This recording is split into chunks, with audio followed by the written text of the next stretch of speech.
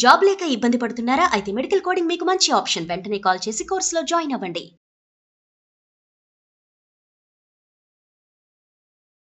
నమస్తే రమ్మగారు. నమస్తే జయ. రమ్మగారు, చందమామ కథ ఏదైనా చెప్తారా? జనరల్గా మనం ఒక మాట వింటుంటాం, ఎక్కడైనా దాచినా కూడా డబ్బు వాడి వారసుడికో వాడిది వాడికే దక్కుతుంది.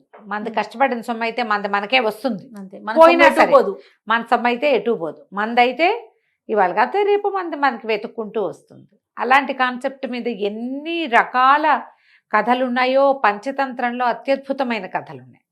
వాటిని బేస్ చేసుకుని రాసిన ఎన్ని కథలో ఈ దాచిన సొమ్ము, పోగొట్టుకున్న సొమ్ము, తర్వాత ఏమో ఈ నేలలో దాచినవి, ఇవన్నీ కూడా. ఈ దాచిన సొమ్ము మీద ఒక కథ చెప్తాం. పూర్వం అట కళింగ రాజ్యానికి చెందిన ఒక వత్సలుడని ఒక వ్యాపారస్తుల కుర్రాడు ఉండేవాడు. చిన్న వ్యాపారమే, కానీ అతని వ్యాపారంలో ఒక లక్షణం ఉంటుంది. వ్యాపారస్తులకి ఏదైనా పెట్టుబడి పెట్టి మొదలు పెట్టారనుకో, పెట్టుబడి సొమ్ము దాటగానే పెట్టుబడి సొమ్ము తీసి వెనక్కి పెట్టేస్తారు.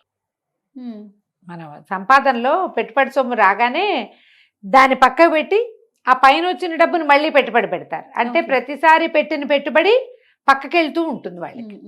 ఇతను అట్లా అట్లా అట్లా కూడబెట్టి 1000 మాడలు బంగారం నాణేలు తయారు చేసుకున్నాడు, దాచుకున్నాడు. దాచుకుంటే ఏమైంది, ఈ ఊళ్ళో వ్యాపారం ఎంతకాలం చేసినా ఈ చిన్నదే అవుతోంది, ఎక్కడికైనా వెళ్దాం అనుకున్నాడు. వెళ్ళడానికి అతనికి ఒక పడవ మీద వెళ్ళే అవకాశం లభించింది, పెట్టుబడి లేకుండా. వాళ్ళు ఎవరిలో సాయం రమ్మన్నారు, నువ్వు సంపాదించుకోవచ్చు అని చెప్పారు. కనీసం అక్కడి నుంచి వచ్చేటప్పుడు ఈ పడవలో వెళ్ళడం ఫ్రీ, అట్నుంచి వచ్చేటప్పుడు రావడం ఫ్రీ. లోకల్ వ్యాపారస్తులకి ఇతను కొంచెం భాషలు వచ్చు, దుబాసీగా పనిచేస్తే డబ్బు వస్తుంది. ఎవరైనా సంపాదనే చూసుకోవాలి కదా, అంతేగా. సరే, ఇతను ఏం చేశాడు, ఈ 1000 మాడలు దాచిపెట్టి వెళ్ళాలనుకున్నాడు. బాగా ఆలోచించి ఆ ఊళ్ళో వాతాపి అని ఒక మంచి పేరున్న ప్రఖ్యాతుడైన వ్యాపారస్తుడు ఒక ఆయన ఉన్నాడు. అతని దగ్గర పెడదామనుకుని ఏం చేశాడు, ఒక జాడి కొని, పచ్చళ్ళ జాడీలు ఉంటాయి కదా, ఆ జాడీలో అడుగున 1000 మాడలు పోసేసి దాని మీద ఉసిరికాయలు నింపి పట్టుకొచ్చి ఈ వాతాపి దగ్గర పెట్టాడు. ఏమన్నాడు, నేను వ్యాపారానికి వెళ్తున్నాను, ఎప్పటికొస్తానో తెలీదు, వైద్యం కోసం ఉసిరికాయలు ఊరబెట్టుకున్నాను, మీ ఇంట్లో ఉంచు, నా ఇల్లు ఎవరికో అద్దెకిచ్చేసా, పొరపాటు నీ జాడీ పగులుతుందని పట్టుకొచ్చాను అన్నాడు.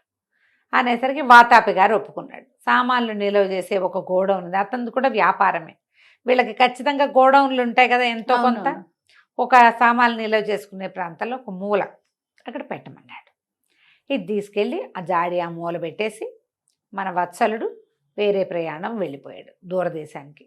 ఓ 1 ఏడాది 2 ఏళ్లలో రావచ్చు. అప్పట్లో ప్రయాణాలు అలాగే ఉండేవి, సంవత్సరం పట్టేది. మనం ఇప్పుడు ఊహ కూడా రాదు జయ మనకి. సంవత్సరమా?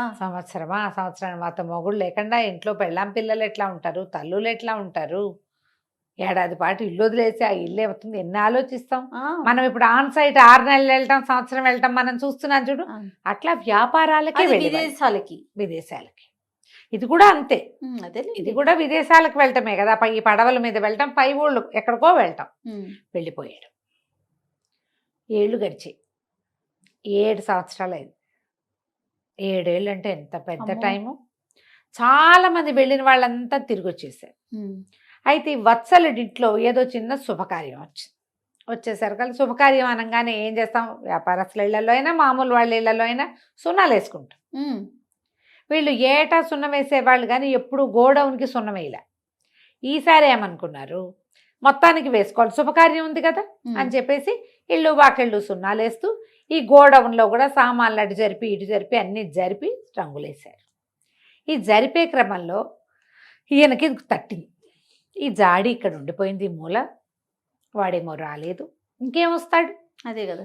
7 ఏళ్ళు అయితే వస్తారా ఎవరైనా, అయిపోయి ఉంటాడు, ఎక్కడో ఖర్చు అయిపోయాడు వాడు అని చెప్పి ఏమున్నాయో చూద్దాం అని మూత తీస్తే అతను పోసిన అవి పైదాకా పోసాడు, కానీ క్రమంగా ఎండి ఒరుగులయ్యి ఉసిరికాయలు కిందకి పోయినాయి.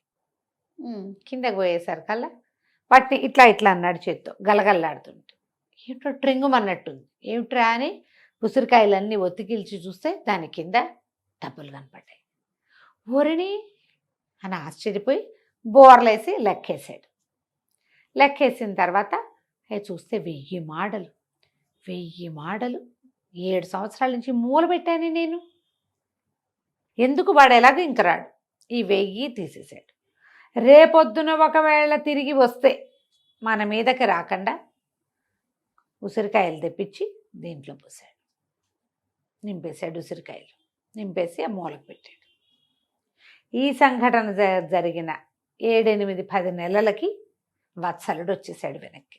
ఓకే. బాగా సంపాదించుకొచ్చాడు. బోల్డంత సరుకు తెచ్చుకున్నాడు. ఉత్సాహంగా వచ్చి తన సొంత డబ్బు ఇక్కడ ఉంది కదా, వత్సలుడి ఇంటికి వచ్చి నా జాడీ అదే మన వాతాపి గారి ఇంటికి వచ్చి జాడీ తీసుకెళ్తాను అన్నాడు. అట్లాగే నువ్వు ఎక్కడ పెట్టావో అక్కడే ఉంది, తీసుకెళ్ళమన్నాడు. తీసుకెళ్ళమంటే ఈయన జాడీ మోయించుకుని ఇంటి పట్టుకుపోయాడు. సాయంకాలం భోజనాలు అవి అయ్యి పనంతా అయ్యాక జాడీ బోర్లేసాడు. బోర్లేసారు కదా, దేవుంది జాడీలో అన్ని ఉసిరికాయలు ఉన్నాయి. రూపాయి నాణం లేదు. నిర్కాంతపోయాడు వత్సలుడు. అక్కడ అవన్నీ అందులో సర్దేసి పరిగెత్తుకుంటూ వెళ్ళాడు వాతాపి దగ్గరికి. నా మాడలేం చేసావు? 1000 మాడలు పోసి పెట్టాను మీ ఇంట్లో అనేసరికి ఆయన అన్నాడు, అవురవురా, నువ్వు మాడలు పోసావో ఏం పోసావో నాకేం తెలుసు, నువ్వు ఏనాడు పెట్టావో ఈనాడు తీసుకెళ్ళావు. దాన్ని తెరిచి చూసిన పాపాన్ని పోలా. నువ్వు ఉసిరికాయల జాడి అని నాకు చెప్పావు ఆ రోజు, ఇప్పుడు మాడలని చెప్తున్నావేంటి?